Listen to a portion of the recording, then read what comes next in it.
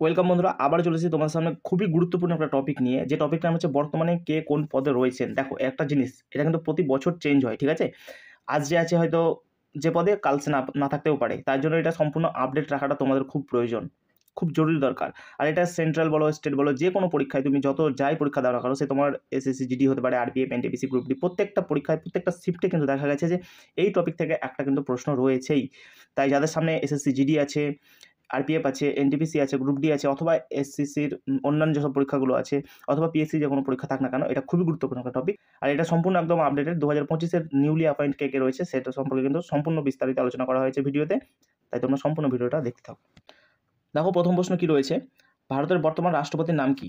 দেখো, এটা আমাদের কিন্তু সকলেরই জানা যে ভারতের বর্তমান রাষ্ট্রপতির নাম হচ্ছে দ্রৌপদী মুর্মু। তোমাদের এখানে একটা জিনিস জেনে রাখতে হবে যে ভারতের রাষ্ট্রপতি এই পদটা আর্টিকেলে কত নম্বরে বলা হয়েছে। আর্টিকেলে তোমরা দেখতে পাবে 52 থেকে 62 এই পর্যন্ত কিন্তু তোমরা যে রাষ্ট্রপতির পদ এখানে কিন্তু আলোচনা সেটা করা হয়েছে।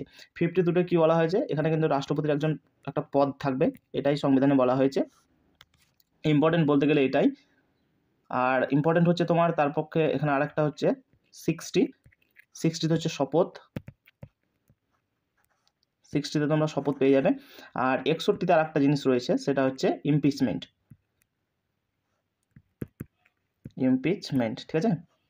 এই পর্যন্ত কিন্তু তোমার খুব ইম্পর্টেন্ট একটা ব্যাপার। এখান থেকে হয় এরকমভাবে আসতে পারে, অথবা 52তে কী রয়েছে, বা বলা হয়েছে যে রাষ্ট্রপতির শপথ কত নম্বর আর্টিকেলে থাকবে, রাষ্ট্রপতিকে সরাতে গেলে যে ইমপিচমেন্টের ব্যবস্থা সেটা কত নম্বর আর্টিকেলে রয়েছে, এরকমভাবে কিন্তু প্রশ্ন আসতে পারে। এখানে আরেকটা ব্যাপার আসতে পারে, ভারতের প্রথম রাষ্ট্রপতি, এখানে রাষ্ট্রপতি বলেছে, যদি প্রথম দিয়ে আসে তাহলে সেটা হয়ে যাবে রাজেন্দ্র প্রসাদ।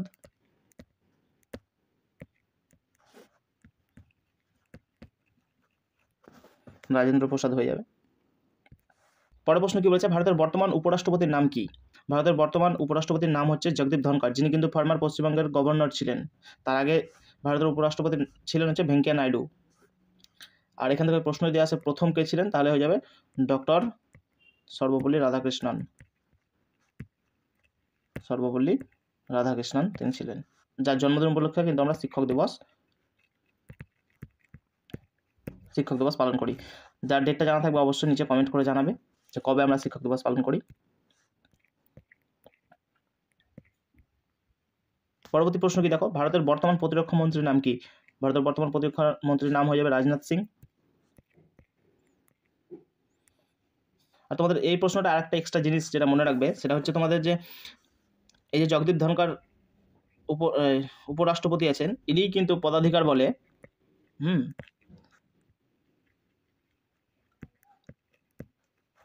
বলে রাজ্যসভার চেয়ারম্যান হয়ে যায়।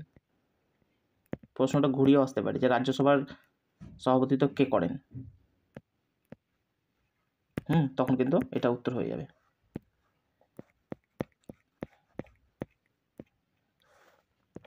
পরের প্রশ্ন কি দিয়েছে দেখো, যে ভারতের বর্তমান অর্থমন্ত্রীর নাম কি?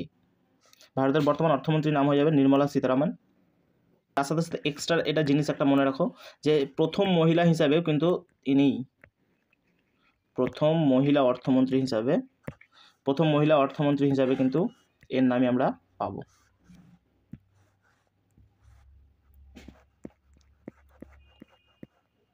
বর্তমান ভারতের বিদেশমন্ত্রীর নাম কি? বর্তমানে যে ভারতের বিদেশমন্ত্রী রয়েছেন তিনি খুবই একজন ইন্টেলিজেন্ট লোক, সেটা হচ্ছে এস জয়শঙ্কর। আগেও তিনি ছিল, এবারও কিন্তু তিনিই আছেন।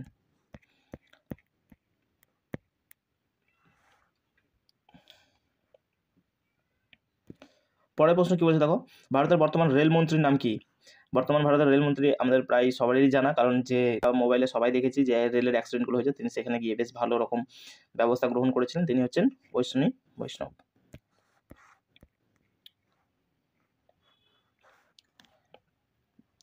পরের প্রশ্ন দেখো, ভারতের বর্তমান আরবিআই এর গভর্নর নাম কি? ভারতের বর্তমান আরবিআই এর গভর্নর, দেখো আরবিআই এর গভর্নর, আরবিআই এর যে প্রধান হয় তাকে কিন্তু গভর্নর বলে। এটা কিন্তু তোমার প্রিভিয়াস ইয়ারের কোশ্চেন, যে আরবিআই এর প্রধানকে কি বলে, তখন কিন্তু উত্তর হয়ে যাবে গভর্নর। তো দেখো, বর্তমানে যে আরবিআই এর গভর্নর রয়েছে তিনি হলেন সঞ্জয় মালহোত্রা। 26তম, পরীক্ষাতে প্রশ্নটা ঘুরিয়েও আসতে পারে যে 26তম আরবিআই এর গভর্নর কে?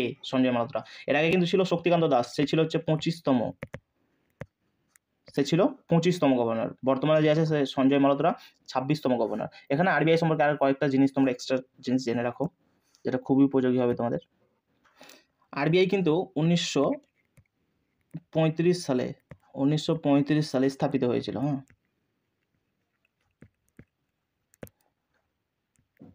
1935 সালে স্থাপিত হয়েছিল। জাতীয়করণ হয়েছিল 1949, জাতীয়করণ বা ন্যাশনালাইজেশন যাকে বলা হয়, জাতীয়করণ হয়েছিল 1949। এখান থেকে আরও এক্সট্রা দুটো জিনিস জেনে রাখো, যে প্রথম গভর্নর কে ছিল। প্রথম গভর্নর ছিলেন হচ্ছে আর্সবোন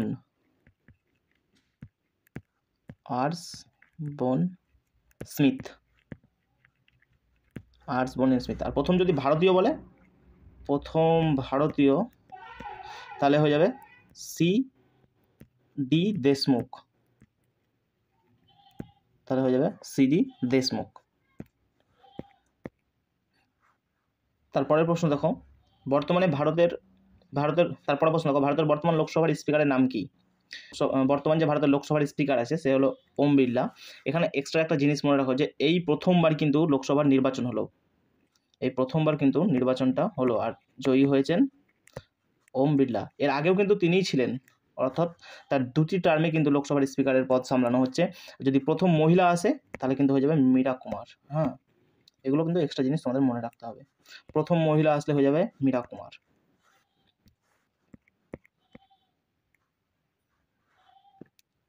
পরের প্রশ্ন দেখো, বর্তমানে ভারতের ইউপিএসসি চেয়ারম্যানের নাম কি?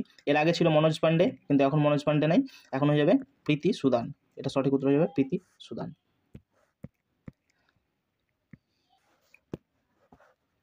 পরের প্রশ্ন দেখো, ভারতের বর্তমান এসএসসি চেয়ারম্যান কি? বর্তমান যে ভারতের এসএসসি চেয়ারম্যান, এই এসএসসি কিন্তু অনেক তোমার পরীক্ষা কন্ডাক্ট করায়।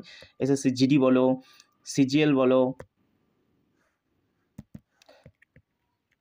সিজিএল, এমটিএস, এসব যে পরীক্ষাগুলো হয় সেন্ট্রালের, সব কিন্তু এসএসসি কন্ডাক্ট করায়। তো এসএসসির বর্তমান যে চেয়ারম্যান রয়েছে সে হলো গোপাল কৃষ্ণন। এর আগে কিন্তু ছিল এস কিশোর, এটা ভুলে কিন্তু কেউ করে আসে না, তার জন্য আপডেট রাখতে বললাম যে এটা গোপাল কৃষ্ণন। বর্তমান যে আছে সে হচ্ছে গোপাল কৃষ্ণন।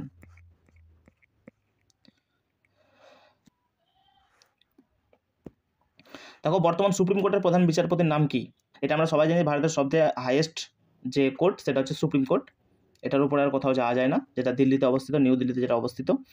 এটার কিন্তু যে প্রধান বিচারপতি আছেন তিনি হলেন সঞ্জীব খান্না, 51তম। এটা ইম্পর্টেন্ট। এর আগে ছিল শক্তিকান্ত দাস, 50তম। ঠিক আছে, এর আগে ছিল DY চন্দ্রচূড়, 50তম। এটাও ইম্পর্টেন্ট।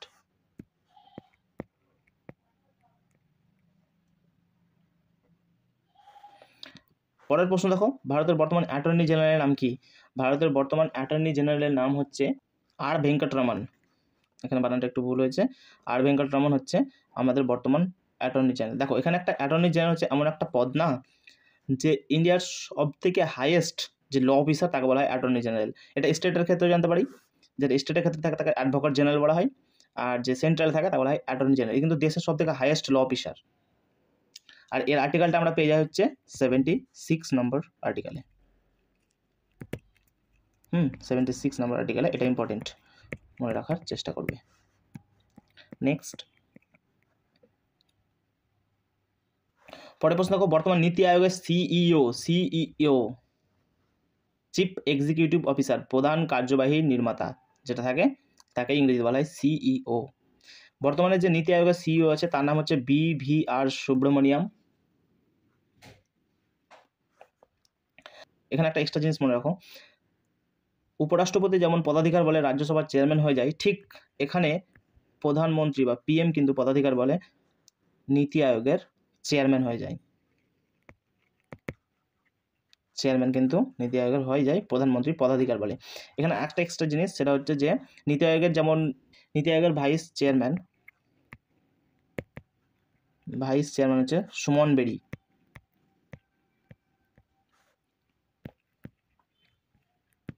এটা খুব ইম্পর্টেন্ট।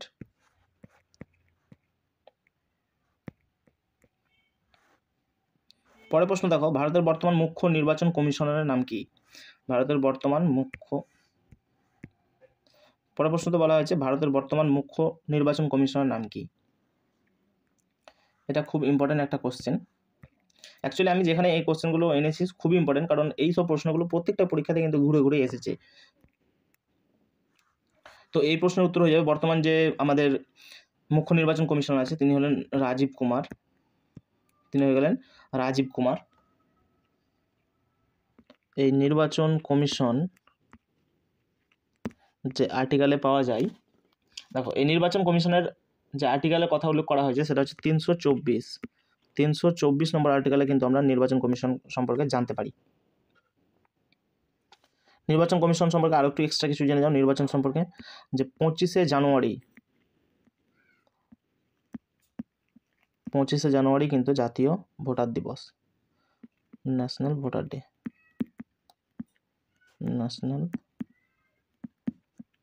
ন্যাশনাল ভোটার ডে কিন্তু 25শে জানুয়ারি।